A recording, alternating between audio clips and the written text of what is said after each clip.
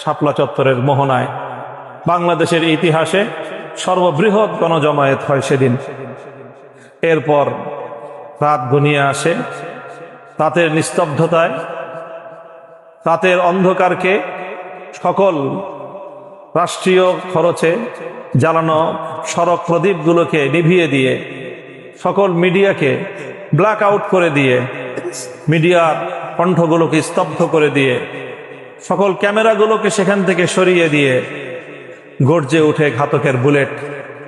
১.৫ লক্ষাধিক বুলেটের গর্জনে সেদিন ঢাকার শহর প্রকম্পিত হয়। রক্তে লাল হয়ে যায় শাপলা চত্বর। প্রেস ক্লাব থেকে পল্টন, দৈনিক বাংলা, গুলিস্তান থেকে 0 পয়েন্ট হয়ে এই বিজয়নগর পর্যন্ত রাস্তায় রাস্তায় থরে থরে পড়ে থাকে লাশ। বৃষ্টির পানি সহ পিচ ঢালা ঢাকার রাজপথ যেন রক্তে ভেসে যায়। ঢাকা মেডিকেল কলেজের মর্গ সহ আশেপাশের বিভিন্ন হাসপাতালে জমতে থাকে লাশের সারি। এই ছিল শাপলা চত্বরের ইতিহাস। ২০১৩ সালের ৫ই মের এক বর্বর ট্রাজিক ইতিহাস। জালিমশাহী, ফ্যাসিবাদী, ইসলাম বিরোধী, দেশ বিরোধী, বিদেশি শক্তির তল্পিবাহক একটি অপশক্তির বিরুদ্ধে নিরন্ন নিরস্ত্র অসহায় মানুষের সত্য প্রতিষ্ঠার অদম্য এই কাফেলার শাহাদাতের রক্ত সেদিন অনেকেই মনে করেছিল বৃথা যাবে।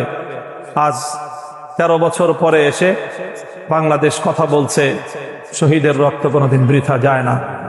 সত্যের জন্য যারা জীবন দেয় তারা কোনোদিন মরে না, বরং যারা সত্যের বিপক্ষে দাঁড়ায় তারাই ইতিহাসের আস্থা করে নিক্ষিপ্ত হয়।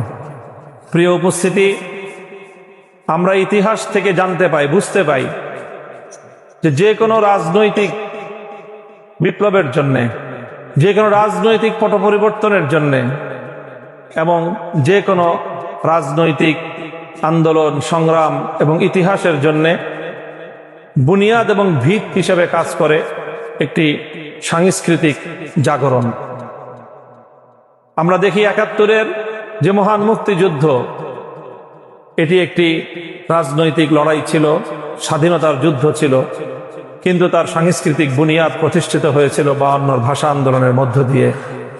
এর আগে আমরা দেখেছি ১৯৪৭ সালের যে দেশ বিভাগ হয়েছিল, সেই ৪৭-এর ব্রিটিশ বিরোধী আন্দোলনের থেকে স্বাধীনতা এবং স্বাধীন